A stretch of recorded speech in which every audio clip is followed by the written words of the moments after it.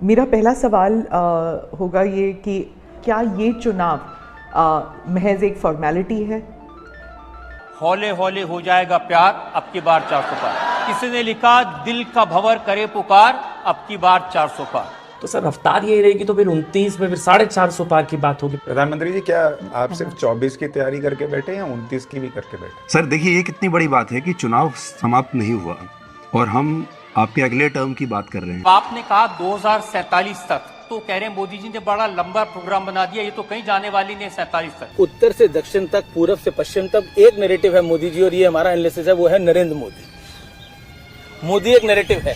मैंने देखा हर जगह आप जिम्मेदारी लेकर खड़े हो जाते हैं कि मोदी के नाम पर वोट देना है। वोट तो सिर्फ मोदी जी को जा रहा है क्योंकि मोदी जी की गारंटी है कि भाई आपके नाम पे ही जीत के आना है। और फिर ये भी लिख दिया कि चटनी के बिना ढोकला बेकार, अब की बार फिर से मोदी सरकार। मोदी जी वो कुछ पाकिस्तान से वीडियोस भी आते हैं, वो कह रहे हैं कि मोदी वहां भी प्रधानमंत्री बन जाए। कि नतीजों के बाद राहुल होंगे फरार, अब की बार 400 पार। पर लोग भी कहते हैं कि अगर सब इतना आसान है तो इतनी मेहनत क्यों कर रहे हैं आप? आप इतना ट्रैवल कर रहे हैं, दिन में 5, 4, 6 रैली, 4-5 रैली कार्यक्रम, कोई इस प्रदेश में तो कोई दूर दूसरे प्रदेश में। आप निरंतर लगे हुए हैं, हर कोई देख रहा है।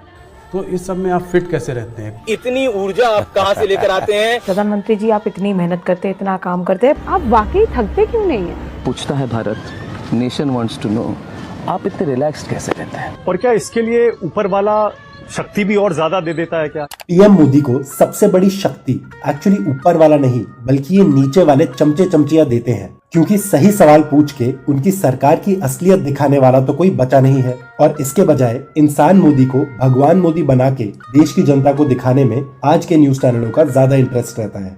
पहले जब तक माँ जिंदा थी, मुझे लगता था कि शायद बायोलॉजिकली मुझे जन्म दिया गया है। माँ के जाने के बाद मैं कन्विंस हो चुका हूं कि परमात्मा ने मुझे भेजा है। ये ऊर्जा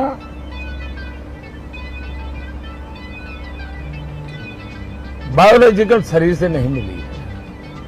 आप भगवान के बीच में हैं और भगवान आपके साथ है। अगर आप उन लॉजिकल और रैशनल लोगों में से हैं जो ये सोच रहे हैं कि कोई इंसान ये कैसे क्लेम कर सकता है कि वो बायोलॉजिकली पैदा नहीं हुआ है, तो ये लीजिए इसका सिंपल आंसर। इसे गॉड गिफ्टेड मेरा सॉफ्टवेयर ही ऐसा शायद बना हुआ है।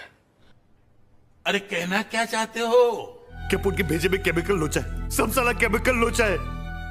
और ऐसा ही केमिकल लोचा अक्सर बड़े बड़े तानाशाहों को तानाशाह बनाता है, और इसका सबसे बड़ा एग्जाम्पल है हिटलर। खुद को भगवान का चोजन वन बता के एक डिक्टेटर गलत से गलत और घटिया से घटिया काम करके आसानी से उसका जिम्मा एक अदृश्य यानी इनविजिबल ताकत पे डाल के खुद को क्लीन चिट दे देता है। मुझसे जो कुछ भी है वो कोई ईश्वरीय शक्ति करवा रही है। ईश्वर मेरे से जो काम करवा रहा है, ईश्वर ने ही इस काम के लिए मुझे कहा है। परमात्मा ने ही मुझे इस काम के लिए मुझे भेजा है।